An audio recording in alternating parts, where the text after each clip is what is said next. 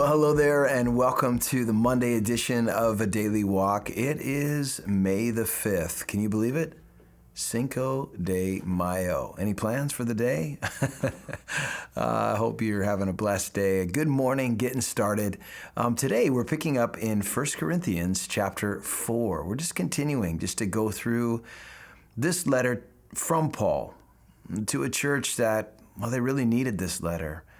There was a lot going on there. There was some division, some carnality, some sinful tendencies that Paul was having to write to them to change the course that they were on. It wasn't an easy letter to write, and we'll see that as we go forward. But Paul is making a comparison of himself to those that he's writing to. And we pick up now in 1 Corinthians chapter 4, in verse 10, where Paul says, we, speaking of himself and those that were serving with him, we are fools for Christ's sake, but you, well, you're wise in Christ. We are weak, but you are strong. You are distinguished, but we are dishonored. In verse 11, to the present hour, we both hunger and thirst, and we are poorly clothed and beaten and homeless. There was a cost for the Apostle Paul and all those that served alongside of him in the ministry. And Jesus had told his disciples before they ever decided to serve him, he said, if you want to be my disciple, you need to deny yourself, to pick up your cross and follow me. When the Apostle Paul was called into the ministry, the Lord had revealed to him in advance the things that he would suffer, the difficulties he would have to endure for the sake of the gospel. And he's writing to these Corinthians, really giving them some perspective. Listen, this isn't easy for us. People look at us and they think we're fools. People look at you and they think you're wise. People look at you, they think you're strong. They look at us right now and they think that we're weak. And Paul said, let me just give you a little insight into what our current status is. We are beaten. We are homeless. And why were they going through all of these things? Because they were committed to preaching the gospel. And as a result, they were suffering persecution. They were suffering hardship. Things were difficult for them in this season. He goes on to say, not only were we poorly clothed, beaten, and homeless, but he says, and, verse 12, we labor. We work with our own hands. Being reviled, well, we bless. Being persecuted, we endure. Being inframed, he says, or defamed, we entreat. And then he says, we've been made as the filth of the world, the offscouring of all things until now. How do you like that? Hey, so you want to be in the ministry? What do you think about it? Well, I'm really excited about being defamed and being considered the filth of the world. I mean, this is not easy. Paul, why would you endure this? Why would you, when you're reviled, why would you bless? Why, if you're persecuted, are you enduring? Why not respond? Why not react? Why not get back at them? Because that's not the heart of Christ. What a revelation this must have been to the Corinthians. Because it really reveals the heart of Paul for them. Like, this is what we're going through for your sake.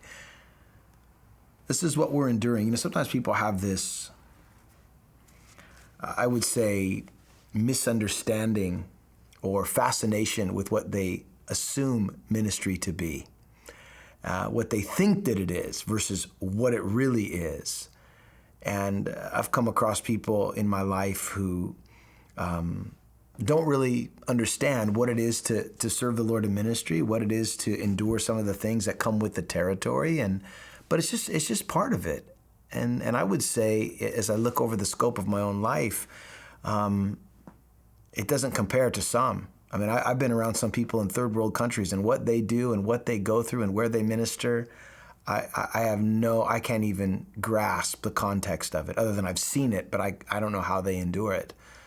I've been alongside of men who minister in leper colonies on a weekly basis, and I think I don't know how you do that. But for Paul, he had suffered a lot for the sake of the gospel, and it was worth it to him. He suffered the loss of all things, but he said he counted them as rubbish when he wrote to the Philippians. But now he writes in verse 14, and he says, I don't write these things to you to shame you, But as my beloved children, I'm warning you. I think Paul is giving reason as to why he's writing this difficult letter, because if you're on the receiving end, like, why are you telling me this? Why are you saying all of this? Why are you pointing this out about me? Paul said, the reason why I'm saying all this, I'm not saying this to shame you. I'm not saying this to condemn you. I'm saying this to warn you. And that's not always easy to give a warning. That's not always the most popular message that you can present. But Paul saw it as a necessity. And why did he warn them?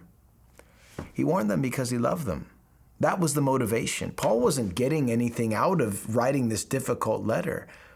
It took some faith for him to present it to them. But he said, I'm writing this to warn you. And then he adds, this is powerful. He said, though you might have 10,000 instructors in Christ, yet you do not have many fathers. For in Christ Jesus, I've begotten you through the gospel.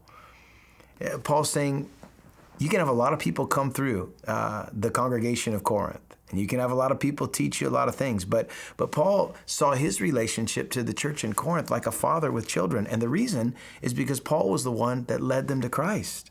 Paul was the one that founded the church. And thus there was this paternal instinct that Paul had toward these people that he loved, and saying, you have all these instructors, and I'm not against that, but you only have one father. I mean, I was the one that started this thing with you.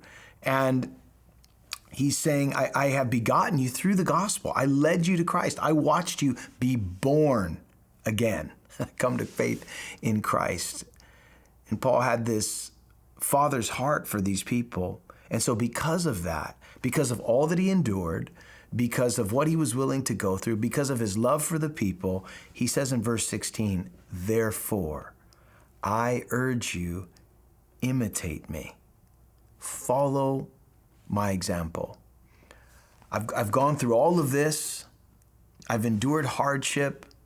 I've told you some difficult things. The reason why I'm doing it is not because I'm angry with you or I'm upset with you. I'm sharing this with you because I love you, and I'm warning you. And I think there are moments as a Christian when the Lord puts us in a particular situation where we have to say things that are difficult to say. Because we love someone, we tell them the truth.